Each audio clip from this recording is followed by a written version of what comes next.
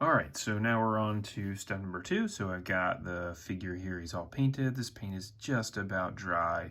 So now what I'm gonna do is go ahead and clean them up. So I'm just gonna use a Q-tip and this X20 thinner. So I'll dip this in here and then I'll just dry it off just a little bit.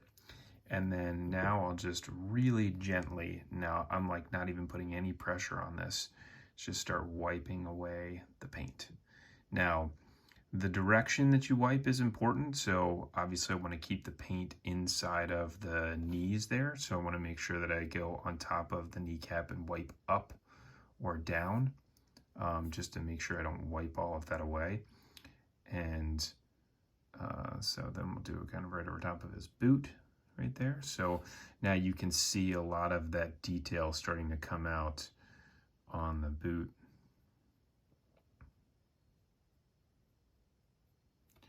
Let's do the leg.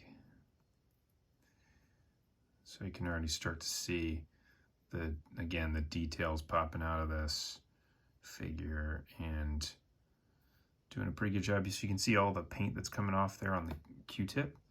So as you do this more, what you'll start to see is that, and it doesn't really matter because I want them to look a little bit more dirty and weathered. So it doesn't make a huge difference whether or not it stays a little more gray, but if you really wanted to try to pull all of the paint off of there, then you would want to just continue to refresh a new Q-tip. So you can see there's a little detail there on the calves. I want to make sure I got that. Again, around the boot. And again, like from a pressure perspective, I'm putting almost no pressure on this.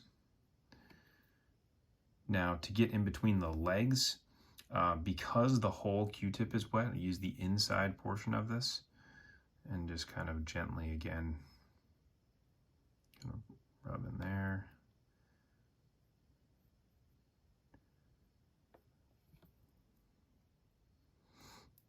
And then I'll do this all around the figure, so I won't sit here and do this forever and have you watch it, but it is really important, you know, as you're doing this, to make sure that you're keeping an eye on just where you want to keep the definition, so you always wipe away from it, because if you do wipe too hard, you'll just wipe all the paint right out. Now, the great thing is with this, I'm going to go back in here and seal this later, so I won't have to worry about it too much, but the key is you want to try to get this to look as good as you want. Now we'll show you on the helmet here really quick because this is a pretty cool one. So there's a little indentation right there on the cheek and then one on the back.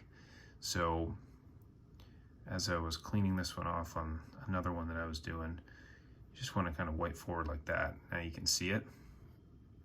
It's the same thing here on the back. I'm going to go back this way.